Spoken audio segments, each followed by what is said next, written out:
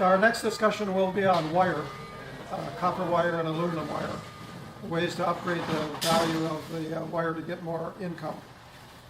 One of the first things that needs to be done is to separate coax cable, which feeds most computers and TVs.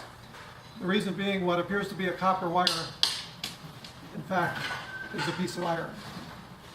So this needs to be thrown in with the iron at 7 cents a pound. If you don't separate the coax cable, you've ruined your chances to get a higher value out of a wire. Now, often connected to coax cable are splitter boxes. The splitter box is non-magnetic. It's actually zinc die-cast material with a circuit board inside, but most of them have at least one screw. So in order to sell this as contaminated zinc die-cast, that screw needs to be removed. The next grade up on wire are Christmas wire. They have a separate category for Christmas wire, so you don't need to separate the plugs and the light holders. You just sell the Christmas wire as a whole. Doesn't bring in a lot of value. It's 15 cents a pound, but it's, if you throw it in with the iron, you get 7 cents. So there's some advantage to separating it out. In terms of weight, the biggest wire is number 2 insulated, and the most common sources are power cords. Now, if you leave the ends on, if you leave the connectors on, so if you leave the plug on, or the printer cable connectors, or electronic connectors, you'll radically decrease the value. So, clean insulated wire, by cutting that end off, I've now gone from contaminated wire probably getting 10 or 15 cents a pound to number 2 insulator that's been cleaned 40 cents a pound. So by the simple removal of this plug, I've upgraded the value of number 2 insulated wire. This is also a good product for people who have limited skills because it just requires the cutting off of all the connectors. And you also make sure if you've got any wire that still has the twist connector, the twist connector needs to be cut off because most twist connectors have a little iron wire inside of it. Again, it contaminates your whole load. This bunch of material came out of a ceiling fan. That piece of iron there. Turns out the connector has iron inside of it.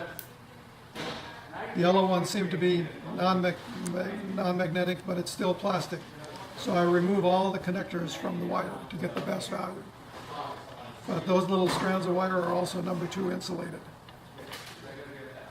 And here's a connector that is actually screwed together. So that's why the connectors need to come off, because of that iron contamination. Now, we don't throw the plugs and the connectors away. The buyer we work with has a category called copper bearing material, and that's what this plug is considered, because even though it appears to be silver, when you file it underneath, it's yellow brass. But I check all of them and separate the ones that do have iron from the ones that don't have iron. And in going through a shipment, this was used to wrap around a power cord to keep it in a coil. And that's iron, so if that had been left on, that would also contaminate the shipment.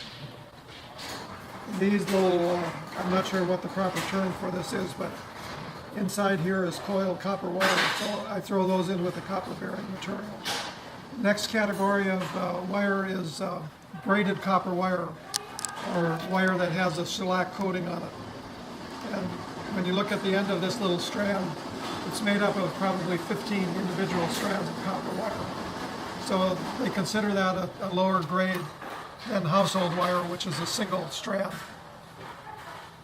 So I separate those two, and it seems more recently they're starting to silver coat some of the braided wire, and so that silver coating is contamination. So I separate the silver coated copper wire from the braided copper wire.